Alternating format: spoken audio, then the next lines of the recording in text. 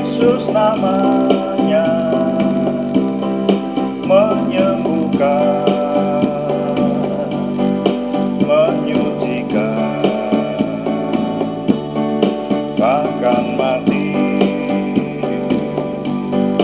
tebus dosaku,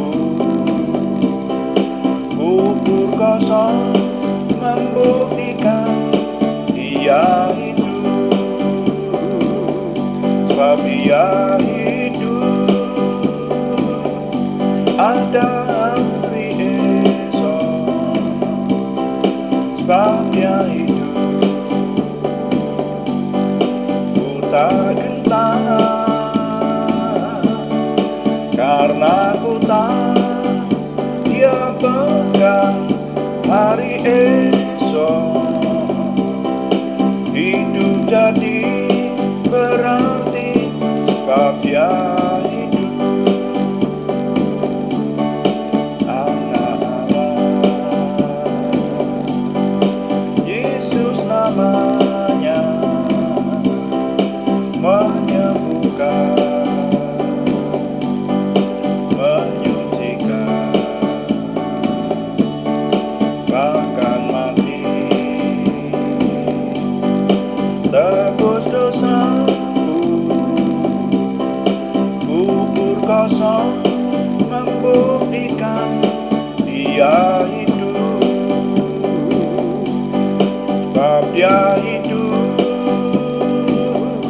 Ada hari esok, sebab Dia hidup. Ku tak gentar, karena ku tahu Dia pegang hari esok.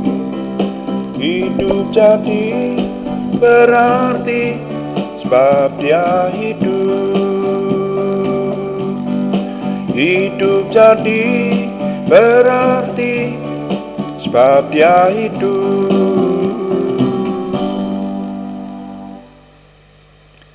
Bapak, kami mengucap syukur untuk malam hari ini Tuhan memberkati kami, dan kami ingin melanjutkan doa malam kami. Kami menyerahkan Tuhan yang terus memimpin, sehingga semua yang kami kerjakan ini menjadikan nama Tuhan dimuliakan. Ketika nama Tuhan dimuliakan, kami semua diberkati. Terima kasih Bapak, kami mengucap syukur untuk semuanya. Kami sudah berdoa dan terus mengucap syukur dalam nama Tuhan Yesus Kristus Juru Selamat kami. Haleluya, amin. Selamat malam Bapak Ibu Saudara sekalian yang sudah bersama dengan kita di sini dalam doa malam hari ini. Dan kami memberitahukan bahwa doa malam melalui online ini diadakan secara iman Kristiani dengan dasar keyakinan kepada Tuhan Yesus Kristus, Yeshua HaMasyiah, Juru Selamat dunia, Imam Besar Agung kami. Dan kitab suci yang didokumentasikan dalam Perjanjian Lama serta Perjanjian Baru menjadi pegangan kami, menjadi pegangan kita sekalian. Saudara sekalian, dalam doa malam ditujukan untuk menjawab pertanyaan. Karena itu, jikalau saudara memiliki pertanyaan, silakan dikirimkan kepada kami, baik melalui Jabri, jaringan pribadi, maupun melalui kolom chatting, dan melalui saluran yang lain, melalui telepon boleh gitu ya. Pertanyaan-pertanyaan rohani yang belum terjawab, kalau dikirimkan kepada kami dan kami bisa menjawabnya, kami akan berusaha menjawabnya menjadi tema-tema dalam doa malam kita. Dan seringkali doa malam juga ditujukan untuk membahas hal-hal yang terjadi pada zaman kita ini. Jadi segala sesuatu yang terjadi dan menjadi viral itu bisa kita cermati melalui firman Tuhan, sehingga menjadi pegangan buat kita supaya kita tidak salah langkah. Demikian saudara-saudara sekalian, dan kali ini dalam minggu ini setidaknya saya ingin mengajak saudara-saudara untuk mencermati serangkaian renungan Paskah, saudara ya. Seperti kita ketahui bahwa hari Jumat yang lalu adalah hari Jumat Agung, tanggal 7 April 2023, dan hari Minggu kemarin tanggal 9 April 2023 adalah hari memperingati kebangkitan Tuhan Yesus Kristus atau kebangkitan Isa Al-Masih. Jadi dalam hari-hari ini kita masih dalam rangka memperingati perayaan Paskah, saudara. Bahkan perayaan Paskah itu memang tidak bisa dilepaskan dari kesengsaraan, kematian, dan kebangkitan Tuhan Yesus Kristus, serta kenaikan ke surga.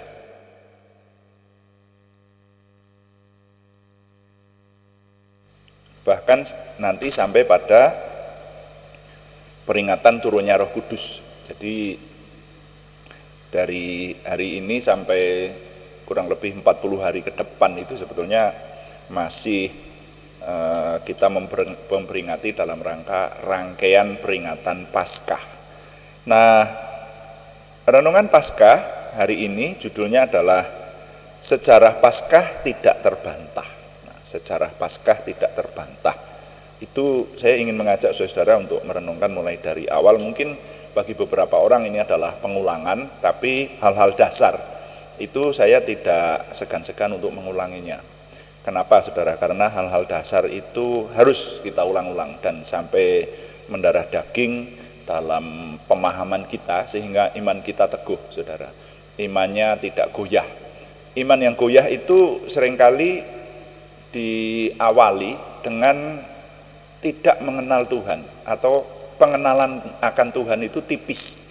Dan kalau pengenalan akan Tuhan itu tipis, apalagi hal-hal dasar dari dasar-dasar keimanan itu tidak dipahami dan tidak dipegang teguh, maka orang gampang jatuh dalam pencobaan atau bahkan pada akhirnya meninggalkan imannya. Nah, karena itu sejarah Paskah tidak terbantah. Kita baca dulu dari 2 Timotius pasal yang ketiga. 2 Timotius pasal yang ketiga ayat yang ke-16. Ini menjadi dasar renungan kita. Firman Tuhan berkata, segala tulisan yang diilhamkan Allah memang bermanfaat untuk mengajar, untuk menyatakan kesalahan, untuk memperbaiki kelakuan, dan untuk mendidik orang dalam kebenaran. Ya, segala tulisan yang diilhamkan oleh Yehuwah memang bermanfaat untuk mengajar, untuk menyatakan kesalahan, untuk memperbaiki kelakuan, dan untuk mendidik orang dalam kebenaran. Nah, saudara, Paskah itu adalah sejarah yang dapat dipertanggungjawabkan. Dan kalau kita memperhatikan mengenai sejarah, maka yang harus kita perhatikan adalah sumber dari sejarah tersebut, saudara ya. Nah, sumbernya itu jelas. Sumbernya adalah kitab suci. Saudara-saudara, kitab suci yang kita pegang ini, sekarang yang disebut buku itu tidak mutlak harus berupa buku yang di print atau dicetak ya. Jadi sekarang buku bisa berupa gadget, jadi malah memuat banyak sekarang ini. Nah, ini segala tulisan yang diilhamkan Tuhan itu bermanfaat untuk mengajar, menyatakan kesalahan, memperbaiki kelakuan, dan mendidik orang dalam kebenaran. Nah, ini yang dipercaya sebagai sejarah. Dan sejarah itu dimulai sejak pemilihan Abraham menjadi umat pilihan Tuhan. Ya, jadi kenapa kita percaya, iman Kristiani percaya kepada kitab suci? Karena kitab suci itu sejarah yang tertulis di dalamnya atau segala tulisan yang tertulis di dalamnya bisa dipertanggungjawabkan sejak awal. Jadi di dunia ini ada banyak sumber sejarah, saudara. Sumber sejarah itu banyak sekali. bahkan nanti yang menyangkut mengenai keyakinan-keyakinan atau disebut kitab suci, ya, tulisan-tulisan yang mengilhami atau yang menjadi dasar dari banyak keyakinan di dunia ini nanti ada banyak. Nah, tetapi yang bisa dipertanggungjawabkan itu tidak semuanya, saudara. Ya. Nah, saya sekarang tidak ingin menceritakan kitab sucinya orang lain, tetapi mari kita mencermati kitab suci kita, itu saudara ya. Dan nanti kemungkinan di dalamnya akan menjawab tuduhan-tuduhan bahwa kitab suci kita itu sudah dipalsukan atau diubah. Nah, ini kita mempunyai hak jawab toh. Kalau saudara dan saya tidak memahami, kalau dituduh orang bahwa kitab suci itu sudah tidak asli, lalu tidak memiliki prinsip untuk sebagai pegangan, nah maka ya imannya mudah goyah, kan seperti itu. Nah, kitab suci kita ini, saudara-saudara, itu dimulai ketika Musa menuliskan seluruh isi kitab, dan itu dimulai dari sejarahnya dimulai dari sebuah peristiwa luar biasa, yaitu peristiwa ketika Tuhan menampakkan diri kepada manusia. Jadi kalau saya mengajak saudara-saudara untuk melihat sejarah umat manusia sejak zamannya Adam dan Hawa sampai kepada keturunannya, itu keturunannya tidak keruan, dosa beranak pinak, sehingga manusia tidak mengenal Tuhan lagi sampai sempat dimusnahkan dengan adanya air bah itu. Nah, lalu manusia hanya dipilih Nuh yang menurunkan segala bangsa sekarang ini.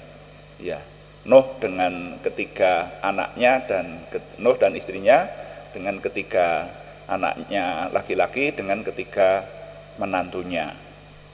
Nah, tapi itu pun juga manusia kemudian tidak mengenal Tuhan lagi. Jadi hidup sangat sembarangan.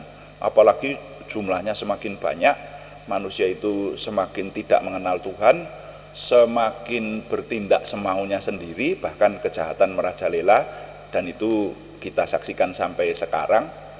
Nah, maka kemudian Tuhan yang Maha Kuasa itu tidak tinggal diam, tetapi seperti dijanjikannya sejak awal bahwa Tuhan akan menyelamatkan atau mengembalikan hubungan manusia itu dengan Tuhan melalui Sang Mesias. Maka Tuhan kemudian memilih satu tokoh, yaitu Abraham.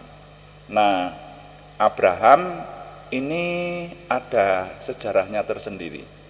Ya, anak cucunya Abraham itu memelihara janji Tuhan kepada Abraham itu secara tertulis dan turun-temurun, dijaga sedemikian ketat supaya tidak berubah, karena mereka sangat takut untuk mengubah hukum Taurat, ya. Dan itu nanti sejarahnya akan dimulai sejak zamannya Nabi Musa. Jadi manusia itu dalam berhubungan dengan Tuhan itu sangat berkaitan dengan kehidupan nabi-nabi, sangat berkaitan dengan dipilihnya Tuhan dengan pribadi-pribadi tertentu yang disebut nabi. Nah, di dunia ini nabi yang sangat dikenal sebagai nabi besar adalah Nabi Musa. Bahkan Abraham sering juga disebut nabi, saudara ya. Tapi kalau Musa itu bahkan bukan hanya kitab suci Kristen sendiri yang memuat kisahnya, tetapi bahkan di keyakinan lain juga dimuat kisahnya, itu loh saudara. Nah, sehingga sejarahnya Musa ini sempat mengalami peristiwa yang luar biasa. Ada banyak peristiwa luar biasa, antara lain menyeberangi laut Tiberiu dan seterusnya itu. Tetapi yang wajib kita ingat adalah peristiwa ketika umat yang dipimpin Musa, yaitu umat keturunan Yakub atau umat pilihan Tuhan, itu ditemui oleh Tuhan sendiri di Gunung Sinai. Jadi di Gunung Sinai itu Tuhan bertemu dengan Musa. Musa naik ke gunung itu, yang ini sudah pernah kita renungkan ya. Jadi gunung itu menjadi menakutkan karena terjadi kegentaran sedemikian rupa, ada kelam kabut, ada bunyi kalasangka, bunyi nafiri yang sangat keras. Kemudian Tuhan memberikan hukum 10 yang mengguntur sedemikian rupa itu. Dan pada akhirnya Musa selama 40 hari 40 malam ada di atas Gunung Sinai. Nah, di atas Gunung Sinai itulah Tuhan memberikan hukum 10 untuk menjadi gaya hidup bagi umat pilihan Tuhan. Jadi keturunan Yakub, atau disebut orang-orang yang bersunat waktu itu ya, bangsa pilihan Tuhan. Dan Tuhan menuliskan sejarah sejak awal seperti diwahyukan Tuhan. Makanya kita mengenal kitab Kejadian sampai seluruh kitab Taurat itu ditulis oleh Musa. Dan memang Musa tidak hidup pada zamannya Adam, tetapi Musa diberi pewahyuan oleh Tuhan untuk menuliskan sejarah umat manusia sejak awal. Nah, sekarang tinggal saudara dan saya percaya atau tidak. Saya percaya. Kenapa? Karena salah satunya secara bodoh-bodohan saja saya memahami dan percaya sejarah bahwa Tuhan pernah menjumpai manusia, yaitu di Sinai, itu adalah peristiwa yang benar. Dan kalau itu menjadi tonggak sejarah, saya percaya adanya Tuhan, maka saya harus percaya juga kepada semua yang diilhamkan Tuhan atau diwahyukan Tuhan. Makanya tadi di 2 Timotius pasal 3 ayat 16 menyatakan semua tulisan yang diilhamkan Tuhan itu bermanfaat untuk mengajar, menyatakan kesalahan, memperbaiki kelakuan, dan mendidik orang dalam kebenaran. Nah, itulah firman Tuhan. Dan firman Tuhan ini nanti akan berlanjut bukan hanya kitab Taurat saja, tetapi sampai sesudahnya. Nah, kitab Taurat itu sangat dihargai oleh manusia, terutama manusia-manusia yang mengenal Tuhan. Karena nanti di sekeliling umat pilihan Tuhan itu ada manusia di seluruh bumi waktu itu, tapi manusia di seluruh bumi ini tidak mengenal Tuhan selain keturunannya Yakub. Kenapa? Karena Tuhan tidak menyatakan diri kepadanya. Tuhan hanya menyatakan diri kepada umat pilihannya, yaitu keturunan Yakub, dan memberikan hukum-hukumnya, memberikan sejarahnya, memberikan firman-Nya, seperti itu. Nah, firman Tuhan ini dipelihara oleh keturunan Yakub dengan sangat teliti, tidak boleh sampai berubah. Nah, ini nanti akan berlangsung sampai kepada nabi-nabi sesudahnya. Kita mengetahui sesudah Nabi Musa ada Nabi Samuel, Nabi Nathan, Nabi Elia, ya. Kemudian para penulis Perjanjian Lama, Nabi Esra, ya, Nabi Daniel, dan seterusnya. Tokoh-tokoh, kalaupun tidak disebut nabi, tapi tokoh-tokoh penulis Alkitab yang biasanya disebut nabi-nabi besar atau nabi-nabi kecil, seperti itu. Sampai nanti yang terakhir menulis kitab Maleaki. Nah, itu saudara. Itu di Perjanjian Lama. Tapi isinya itu satu, yaitu tentang janji bahwa akan ada Mesias yang menyelamatkan umat manusia. Dan ini nanti akan terbukti di Perjanjian Baru. Nah, itulah. Jadi kitab suci kita ini terbagi menjadi dua. Perjanjian Lama itu isinya adalah fakta-fakta sejarah dan juga nubuatan-nubuatan atau ajaran-ajaran perintah-perintah Tuhan, larangan dan juga janji-janji Tuhan yang dicantumkan dalam seluruh isi kitab-kitab yang tergabung dalam kitab suci Perjanjian Lama. Nah, itu ternyata semuanya terjadi kepada kelahiran Mesias. yang dipercaya oleh iman Kristiani, oleh umat Kristiani seluruh dunia, yaitu dengan kelahiran Tuhan Yesus Kristus melalui perawan Maria. Nah, lalu seluruh kehidupan Tuhan Yesus Kristus itu menepati nubuatan-nubuatan yang tertulis di dalam Perjanjian Lama itu. Nah itu loh saudara. Jadi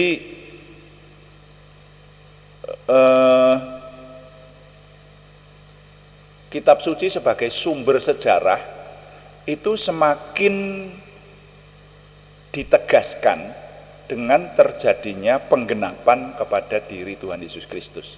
Yang ini akan kita renungkan besok saudara ya. Tapi sekarang yang perlu kita cermati dulu adalah sumber sejarah yang tidak terbantah ini. Jadi kalau saudara dan saya secara pribadi boleh membandingkan dengan isi tulisan-tulisan lain yang juga dipercaya orang dan dianggap sebagai firman dari Yang Maha Kuasa, maka kitab suci kita itu memiliki asal-usul yang jelas. Para penulis yang jelas, dalam kurun waktu yang jelas. Ya kalau kita menuntut tanggal-tanggal penulisan tidak bisa, karena zaman dulu kalendernya belum diciptakan saudara. Kalender itu baru diciptakan setelah Tuhan Yesus lahir. Ya, sejak kelahiran Isa Al-Masih baru diciptakan kalender yang sekarang kita kenal, sehingga kita dapat menandai hari-hari atau tanggal-tanggal sehingga dapat dibayangkan berapa lamanya sebuah peristiwa terjadi. Tapi kalau di zaman Perjanjian Lama, makanya sering hanya diperkirakan sekian ratus tahun atau sekian ribu tahun sebelum Masehi. Nah, tapi sumber yang mengisahkan tentang Paskah itu jelas. Makanya apalagi sampai di Perjanjian Baru. Kalau di Perjanjian Baru akan lebih jelas lagi karena lebih terkini kan saudara ya. Jadi Tuhan Yesus disalibkan, Tuhan Yesus mati dan bangkit kembali, itu sejarah dan itu tidak terbantah saudara. Dan isi kitab suci ini bagi saya ada salah satu, sebetulnya ada banyak, tapi yang teringat oleh saya adalah apa yang tertulis di situ itu akhirnya nanti terbukti dengan ilmu pengetahuan. Salah satu yang saya ingat adalah di kitab Yesaya pasal 40 ayat 22. Ini yang sering saya ketengahkan, saya rasa juga saya pernah mengetengahkan di sini. Yesaya pasal 40 ayat 22 yang bunyinya, Dia yang bertahta di atas bulatan bumi, yang penduduknya seperti belalang, Dia yang membentangkan langit seperti kain dan memasangnya seperti kemah kediaman. Nah, perhatikan Nabi Yesaya ketika menulis kitab ini, kitab Yesaya ini terjadi kurang lebih atau lebih dari 3.000 tahun yang lalu kalau sampai sekarang, diperkirakan seperti itu. 3.000 tahun yang lalu itu orang belum percaya bahwa bumi itu bulat saudara. Tetapi firman Tuhan, karena namanya firman Tuhan, diilhamkan oleh roh ya, makanya sudah mengetahui lebih dulu bahwa bumi itu bulat. Di sana dikatakan Dia yang bertahta di atas bulatan bumi. Nah saudara-saudara, hal ini dibantah oleh orang-orang yang tidak bisa menerimanya sekarang, tapi bantahan itu tetap bisa dipatahkan ya, karena zaman sekarang ini saya dengar ya, dan kita bisa mengikutinya, atau itu ada orang-orang yang mempercayai bahwa bumi ini datar, tidak bulat tapi datar, seperti itu. Nah itu mengatakan bahwa itu yang tertulis sebagai bulatan bumi itu tidak dimaksudkan bahwa bumi itu bulat seperti bola, tapi hanya sebuah lingkaran atau labirin atau gimana seperti itu. Itu tidak masuk akal saudara ya. Tetap saya lebih mempercayai bahwa kitab suci itu terbukti diilhamkan oleh Tuhan beribu-ribu tahun yang lalu, dan akhirnya dapat dibuktikan oleh ilmu pengetahuan zaman sekarang. Jadi apa yang kita percaya sebagai firman Tuhan itu tidak terbantah. Nah, bahkan juga keabsahan sejarah ini ditegaskan lagi dengan memiliki monumen yang diakui oleh dunia. Jadi tokoh Tuhan Yesus Kristus yang menjadi tokoh utama Paskah yang kita peringati ini memiliki sumber sejarah, yaitu kalender. Sejak adanya Tuhan Yesus Kristus seperti saya nyatakan tadi, maka diakui adanya perhitungan kalender yang disusun oleh seorang ahli namanya Denis Lapetit. Itu konon seorang rohaniwan juga, saudara. Ya. Dan akhirnya dipakai oleh seluruh dunia sekarang. Ya. Jadi kalau ada kalender-kalender kecil secara lokal yang dipercaya orang, itu tidak sepopuler kalender yang diciptakan oleh Denis Lapetit, yaitu kalender Masehi yang diakui oleh seluruh dunia. Ada orang-orang yang mendesakkan harus menggunakan kalender yang disusunnya, tetapi itu tidak bisa mengalahkan kalender atau monumen nasional yang menegaskan bahwa sejarah akan Tuhan Yesus Kristus, sejarah Paskah itu tidak terbantahkan. Nah, jadi intinya saudara-saudara, kali ini kita mempercayai seperti dikatakan oleh firman Tuhan, segala tulisan yang diilhamkan oleh Roh itu bermanfaat untuk mengajar, menyatakan kesalahan, memperbaiki kelakuan dan mendidik orang dalam kebenaran. Dan itu menjadi sumber sejarah yang tidak terbantah. Jadi kitab suci itu firman Tuhan. Umat Kristiani mempercayai kitab suci itu tidak ada yang salah. Tidak ada yang salah di dalamnya, saudara-saudara. Ya. Jadi kalaupun sekarang ini dicari-cari kesalahannya, tapi kesalahan-kesalahan itu akhirnya terbantahkan, terjawabkan. Kenapa?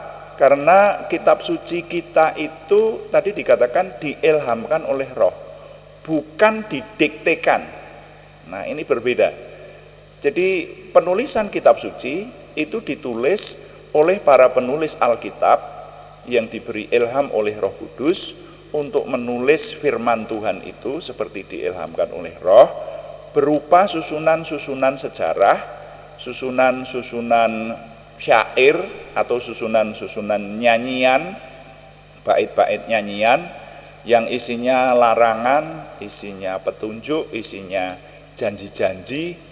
Dan saudara-saudara sekalian, janji-janji ini berlaku hingga hari ini dan terbukti.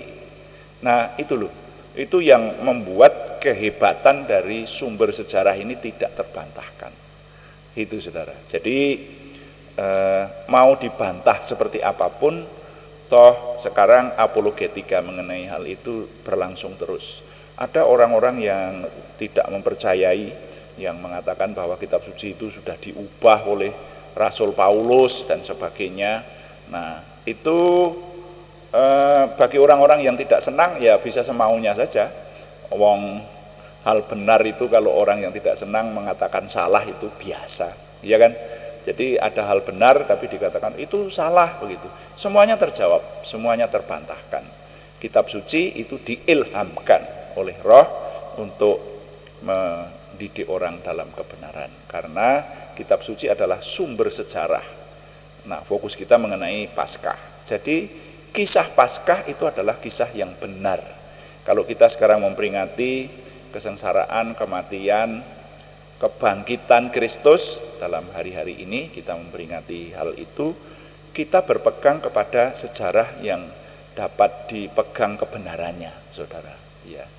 Nah, nanti justru kaidah-kaidah ilmiah yang mencermati isi kitab suci ini, kalau diterapkan kepada kitab suci lain selain Alkitab, itu akan menjumpai banyak sekali, lebih banyak lagi bahwa tulisan-tulisan lain selain kitab suci itu tidak bisa dipercaya sebagai firman Tuhan, tidak bisa dipercaya sebagai yang diilhamkan oleh Tuhan, karena ada banyak hal yang memberatkan itu, saudara ya. Nah, hal itu tentu saja tidak bisa kita bicarakan di sini. Ada kalau memang mau diciptakan, mestinya menciptakan forum sendiri, yaitu apologetika agamawi semacam itu. Tapi rasanya itu tidak perlu. Walaupun kita sering diserang dengan tuduhan-tuduhan bahwa iman Kristen itu tidak benar. Nah itu biasa, saudara ya. Karena sejarahnya sejak awal Nabi Tuhan yang membawa kebenaran sampai kepada Yesus Kristus yang kita percaya sebagai Tuhan yang mengambil rupa manusia, datang di dunia ini selalu dimusuhi.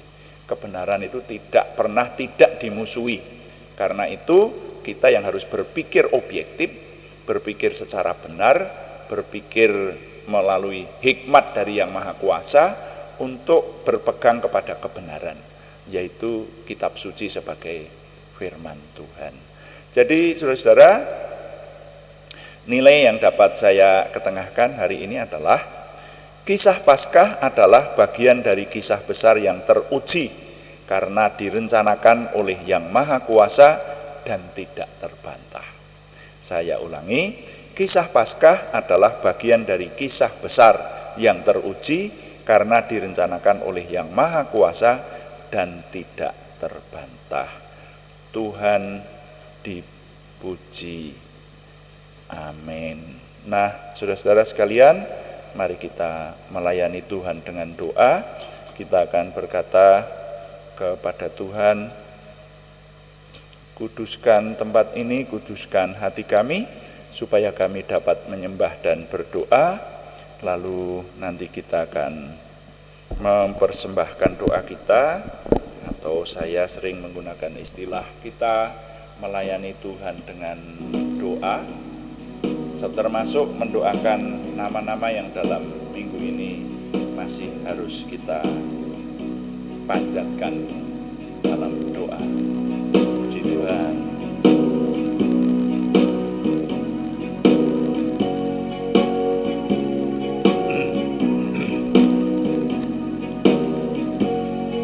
Kuduskan tempat ini untuk kami berdoa. Kuduskan hati ini untuk kami menyembah. Biar segala perkara ku serahkan padamu, Yesus, dan Roh Kudus bekerja membimbing kami semua. Biar segala perkara ku serahkan padamu, Yesus, dan Roh Kudus bekerja membimbing kami semua.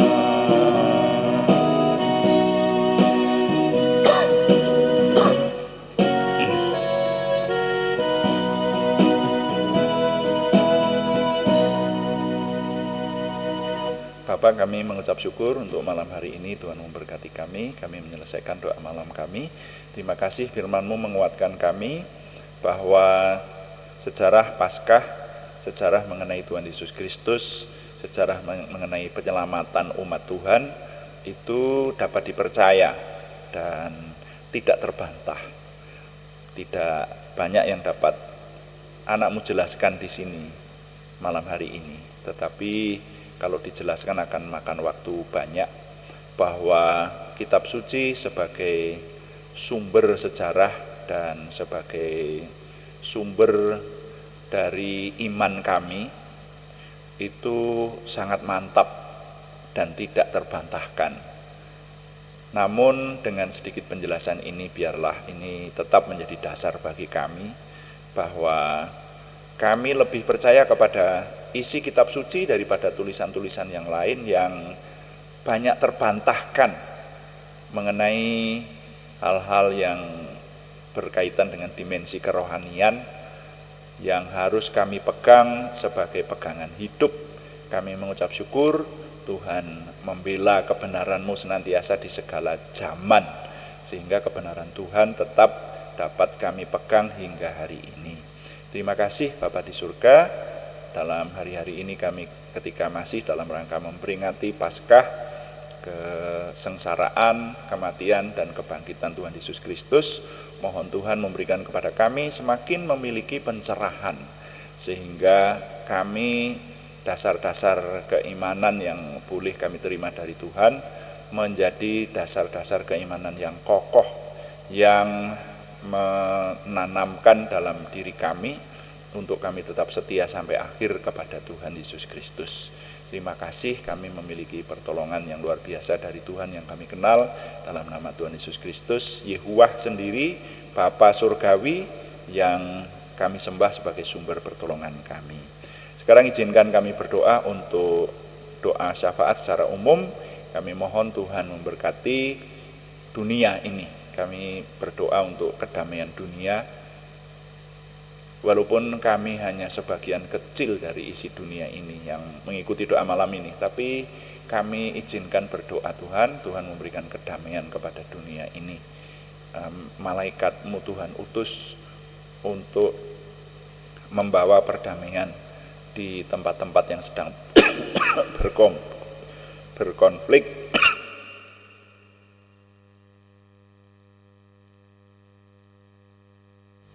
dan memberikan perdamaian kepada seluruh isi dunia kami. Bahkan kami boleh berdoa untuk bangsa dan negara kami. Mohon Tuhan yang memberikan kesejahteraan, juga kota-kota di mana kami tinggal, Tuhan memberikan kesejahteraannya, karena kesejahteraan kota kami yang dari Tuhan adalah kesejahteraan kami.